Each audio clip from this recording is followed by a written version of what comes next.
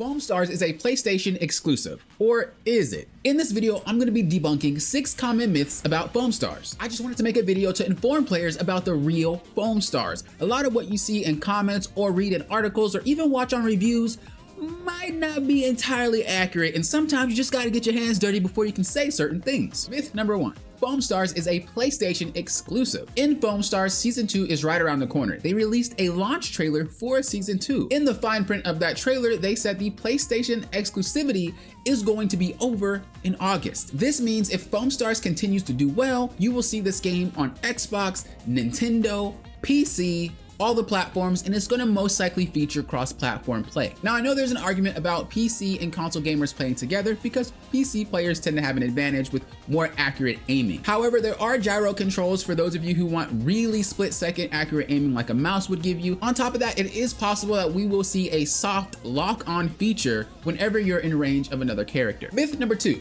the game is dead. Now, when people play Foamstars, they might take a long time to find a match. Therefore, they might think that Foamstars is actually a dead game. However, that's not the case. If you take a look at the options menu, you'll notice there are 70 servers for Foamstars. Most games will have about 4 or 5 servers based off region, but there are 70 servers. 50,000 players put into 70 servers still will make it seem like it's a dead game. You gotta factor in what time people get off of work, what time people will play, you know, the type of audience you have. A lot of this comes into play when we're talking about a game that has 70 servers. One of the ways they could just remedy this is combining some of these servers, because honestly, some of them are right next to another server. But this is one of the main reasons why you might think the game is dead, and the sad part about this is that it off-puts other players. If you don't pay attention to the fact that there are 70 servers, you will come in and you'll be like, nobody's playing this game, it's dead, I'm leaving. And that's a potential player that could have actually experienced a great game. Myth number 3, the game will shut down. Now, this isn't really a myth, but let's kind of debunk a little bit of this entirely. Now, people think the game's gonna shut down due to the fact that Square has multiple shutdown games. Now, when we're talking about games that are shut down, we're thinking more of live service games. Most of the live service games that shut down with Square Enix were mobile games. And let's be honest, mobile games that's a hard market. Like, anybody that goes there might have their game shut down at any point in time. It's a hard market, there's a lot of games. Now, Square also has 2 other live service titles, which was Babylon's Fall, which was just a bad game entirely and nobody wanted to play it, and it was just like insta-fail. It shut down pretty quickly. The other game that they had was Marvel Avengers, which I actually enjoyed. That lasted for about 3 years. That's a long time for a live service game to last, because we have to keep in mind, just because it's a live service game doesn't mean that it's the only things that's going to shut down. Splatoon 1, the original Splatoon, will have their server shut down sometime around April, maybe even before that if they decide to pull the plug before that. This is due to the lack of support for Wii U games. Now, does that mean Splatoon sucks? No. So it's safe to say that if a game shuts down, it doesn't mean that the game sucks. It just means the company cannot continue to put money into it because it's not turning over revenue. And that's just business 101. Now, I do want to say Square has been very active with this game in terms of community posts, in terms of patch notes, in terms of talking to the community. There's a lot going there, and it seems they really want this game to do well. So I can't say that the game won't shut down. However, I don't think that it's in their plans as of right now. Myth number 4, microtransactions in a paid game. Now, that's not really a myth, but let's talk more about that. Now, Foamstars is not the only game with microtransactions. Helldivers 2, a recently released game, has microtransactions in it. Fallout 76, microtransactions. Grand Theft Auto Online, microtransactions.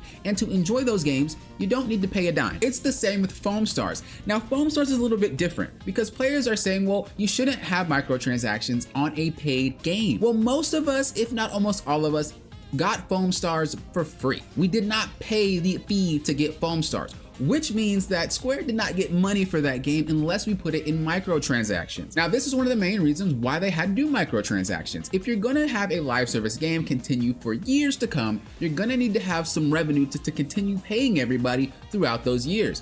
One payment is not gonna be enough, and on top of that, Foamstars barely got any payment anyway because we all had PlayStation Plus most likely. We did not buy PlayStation Plus for Foamstars. Foamstars just appeared on PlayStation Plus and we was like, let's get it. This leads us to myth number 5. Microtransactions cost too much. When it comes to the prices of microtransactions, you have bundles in the shop for about $45 to $50, but they are exactly just that, bundles.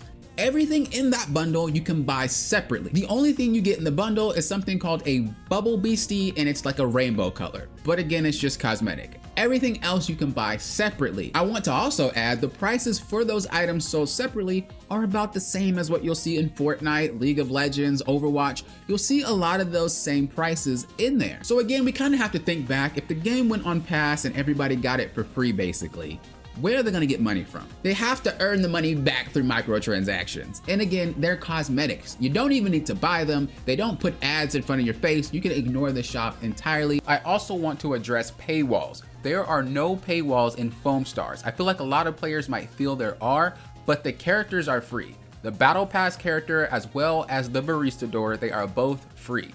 Character and weapon skins are both free.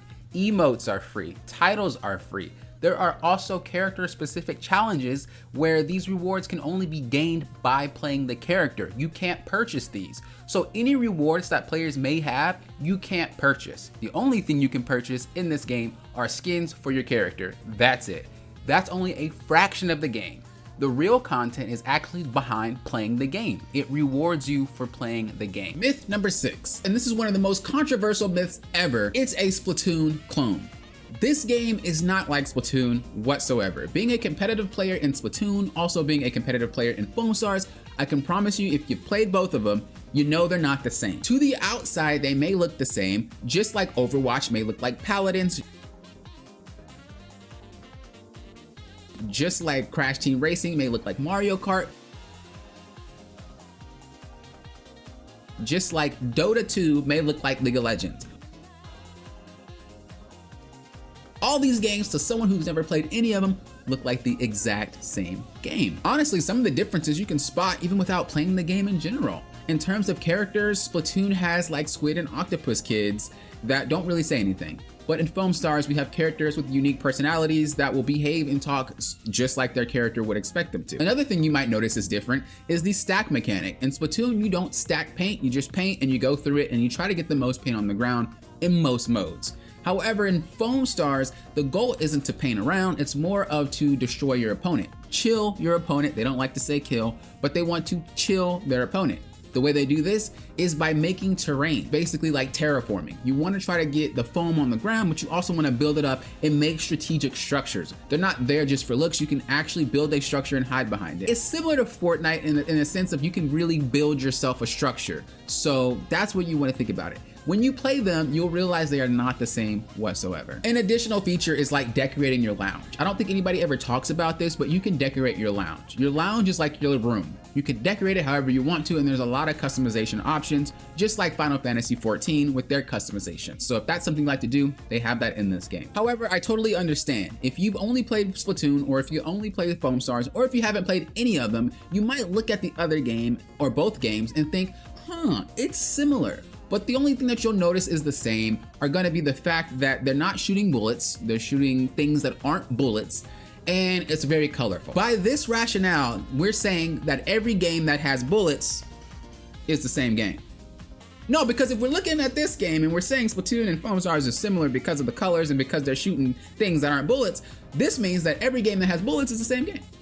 No? Myth number 7, Foamstars uses AI assets. Now, Square Enix definitely confirmed that they are using AI assets. However, they are only used for the front of the soundtrack album. The songs itself are not AI. The gameplay itself are not AI. The artwork in the game is not AI. The only thing that's AI is them experimenting with the soundtrack covers, in which you can only see if you go to that menu. Now, some people may feel like AI is stealing, but did you know YouTubers use something called ChatGPT? This is something that is AI to help them create ideas for their channel, to help them create thumbnails, to help them create titles. It helps them formulate ideas. And that's not the only AI that people use around the world to get things done quicker or to make it so that it's easier on them. Does this mean you'll stop watching some of your favorite movies because they start using AI? No. Does this mean you'll stop watching some of your favorite YouTubers because they use AI?